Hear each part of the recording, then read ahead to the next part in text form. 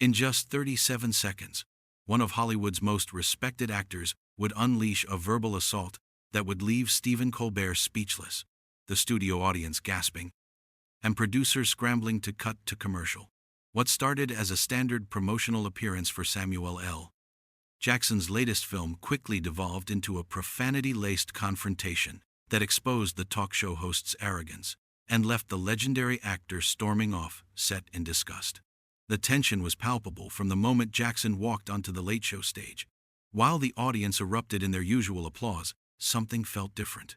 Jackson's trademark swagger seemed more pronounced, his jaw set with determination that suggested this wouldn't be just another celebrity chat.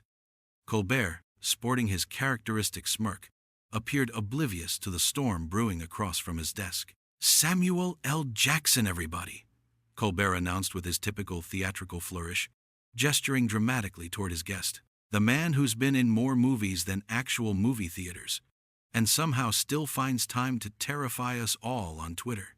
Jackson settled into his chair, his piercing gaze fixed on the host. "That's right, Stephen. I keep busy. Unlike some people who just sit behind desks making jokes about things they don't understand." The audience chuckled nervously, unsure whether this was playful banter or something sharper. Colbert's smile faltered for just a fraction of a second before returning full force. "Oh, you're coming out swinging tonight. I love it." Colbert laughed, though his eyes betrayed a flicker of uncertainty. "So tell us about your new film. I understand it deals with some pretty heavy themes about racial injustice in America."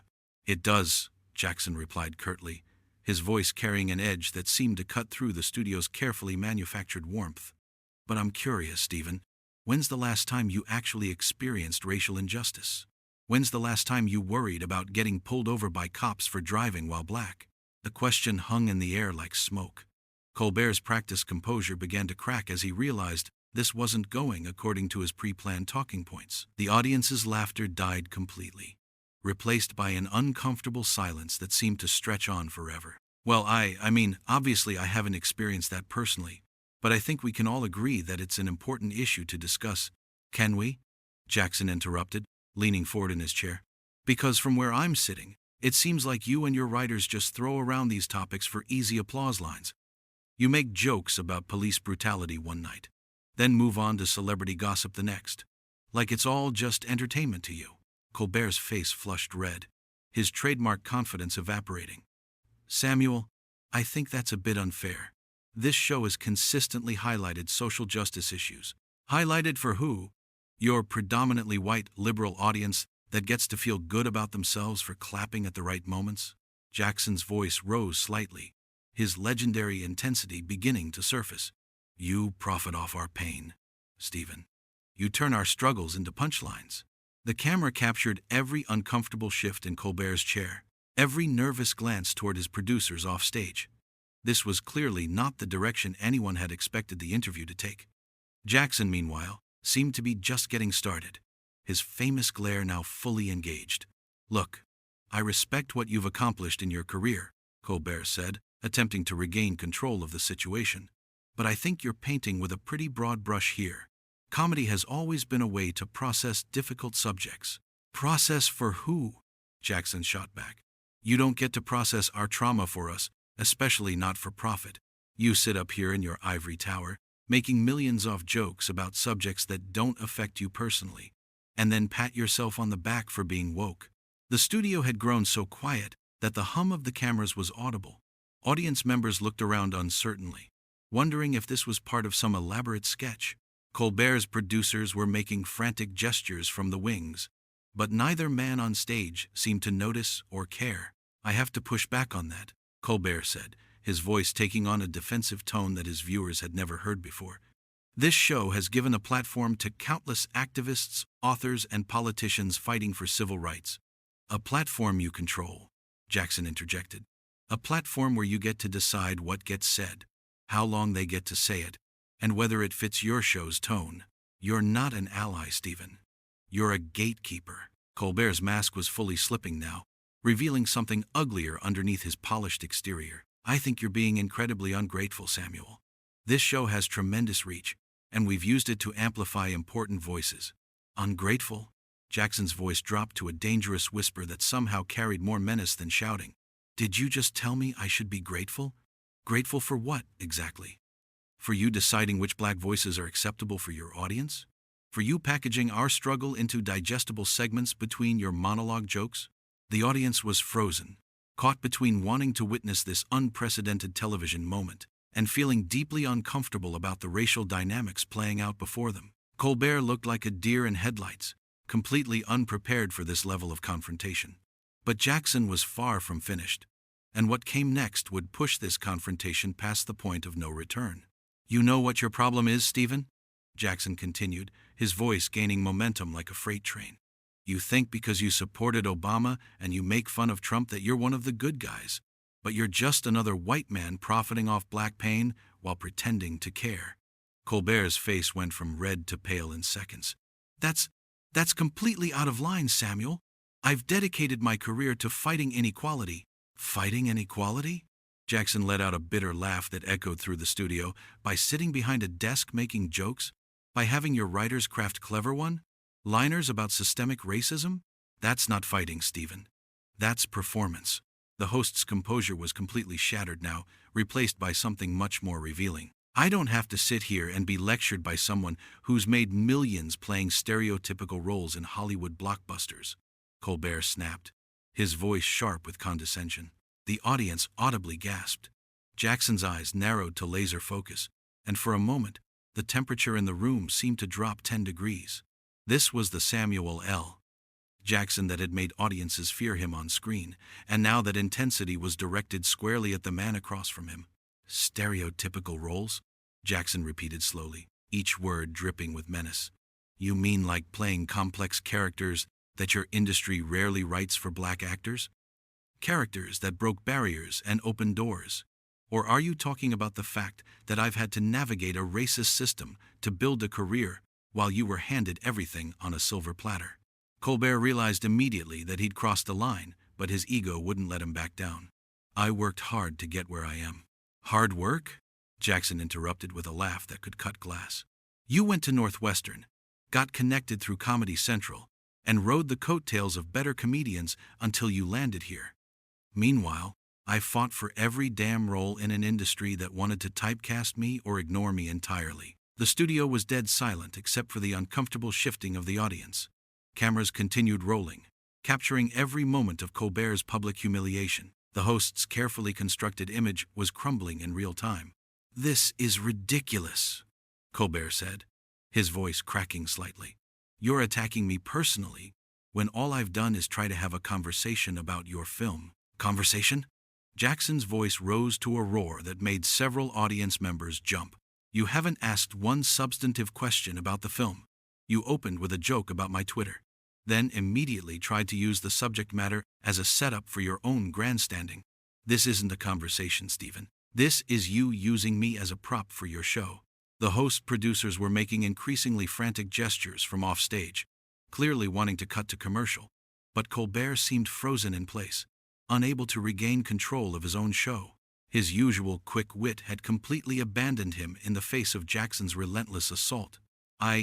We always try to balance serious topics with entertainment value, Colbert stammered, grasping for any response that might salvage the situation.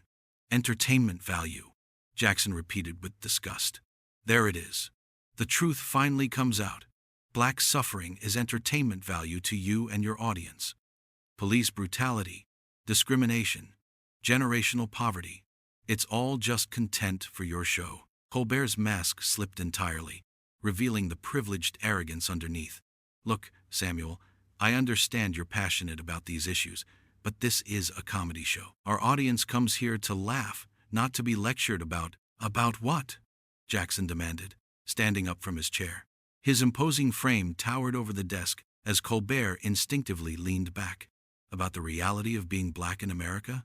About the fact that your entertainment comes at the cost of our dignity? The audience was transfixed, watching one of television's most confident hosts being systematically dismantled by his guest. Colbert looked smaller somehow, his usual commanding presence reduced to that of a scolded child. This is my show, Colbert said weakly, as if reminding himself as much as Jackson.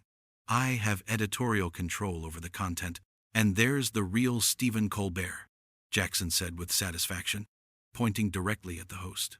Not the fake liberal champion you play on TV, but the controlling, entitled white man who thinks he gets to decide how black stories are told. The confrontation had reached a boiling point, with Jackson standing and Colbert cowering behind his desk. The studio audience sat in stunned silence, witnessing television history unfold. But the most explosive moment was yet to come, and what Jackson would say next would leave Colbert speechless and end the interview in spectacular fashion. Jackson looked down at Colbert with complete disdain, his voice dropping to that trademark whisper that somehow carried more power than any shout.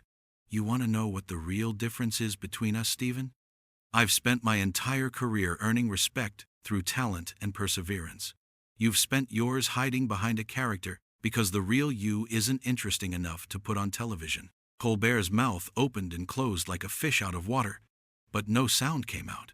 The usually glib host had been rendered completely speechless by Jackson's verbal precision strike. And that character you play?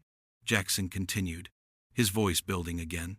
The fake folksy charm, the manufactured outrage, the performative liberalism? It's all bullshit, and everyone in this room knows it now.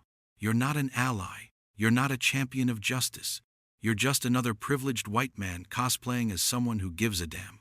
The studio was so quiet that the sound of Jackson's breathing was audible through the microphones. Colbert looked around desperately for help from his producers, his writers, anyone who might throw him a lifeline. But they all seemed frozen in place, watching their boss get eviscerated on live television. I came here tonight to talk about a film that addresses real issues affecting real people, Jackson said, his voice now carrying the full weight of his legendary screen presence.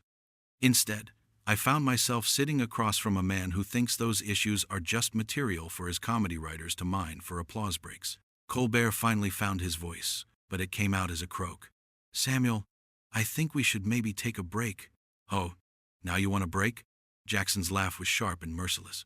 Where was that consideration when you were using black trauma as a setup for your jokes? Where was that sensitivity when you decided my career was fair game for your cheap shots?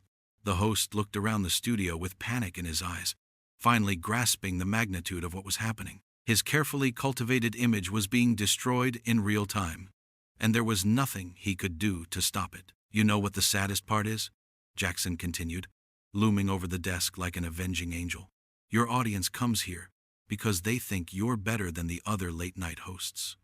They think you actually care about the issues you joke about, but you're just as shallow and exploitative as the rest of them. You're just better at hiding it behind self-righteous indignation. A bead of sweat rolled down Colbert's forehead as he struggled to formulate any response. The man who built his career on quick wit and clever comebacks had been reduced to a stammering mess by Jackson's relentless truth-telling. The show has always tried to, Colbert began weakly. Tried to what? Jackson roared, his voice filling every corner of the studio. Tried to profit off pain while pretending to care? Tried to turn serious issues into punchlines? Tried to convince your audience that laughing at injustice is the same as fighting it? The audience sat transfixed, some with their mouths hanging open, others covering their faces in second-hand embarrassment for their host. This wasn't entertainment anymore. It was a public execution. Jackson straightened up, towering over Colbert's desk like a monument to righteous anger. You want to know why I'm really here, Stephen? It's because I'm tired of watching people like you speak for people like me. I'm tired of watching you reduce our struggles to material for your monologue. And I'm tired of pretending that your performative allyship is anything more than career advancement. Colbert made one last desperate attempt to salvage the situation. Samuel, please, can we just what? Jackson cut him off with surgical precision. Can we just pretend this conversation didn't happen? Can we just go back to playing your game where you get to be the hero, and I'm just another black face legitimizing your liberal credentials? The host's face had gone completely white. All traces of his famous confidence evaporated. He looked like a man who had finally been forced to confront an uncomfortable truth about himself. Jackson reached into his jacket pocket and pulled out his earpiece, dropping it onto Colbert's desk with a soft thud that somehow sounded like thunder in the silent studio. I'm done here, Stephen. Done with this show. Done with your fake concern. And done with pretending that what you do is anything more than exploitation with a smile. Samuel, wait, Colbert called out desperately as Jackson turned to leave. Jackson paused and looked back over his shoulder, his eyes burning with contempt. You know what, Stephen? Next time you want to have a conversation about racial injustice, maybe start by looking in the fucking mirror. The profanity hit the studio like a thunderclap, causing several audience members to gasp audibly. Jackson didn't wait for a response. He strode off the stage with the same commanding presence he'd brought to countless film roles, leaving behind a shell-shocked host and a studio full of witnesses to one of the most devastating takedowns in television history. Colbert sat frozen behind his desk, staring at the empty chair where Jackson had been sitting just moments before. The earpiece lay on his desk like evidence of a crime, and the silence stretched on until it became unbearable. Finally, a voice from offstage called out, "Cut to commercial," and the cameras stopped rolling on what would go down as the most humiliating moment of Stephen Colbert's career. The late-night king had been dethroned by a man who refused to play his game, and everyone in that studio knew they had witnessed something that would be talked about for years to come.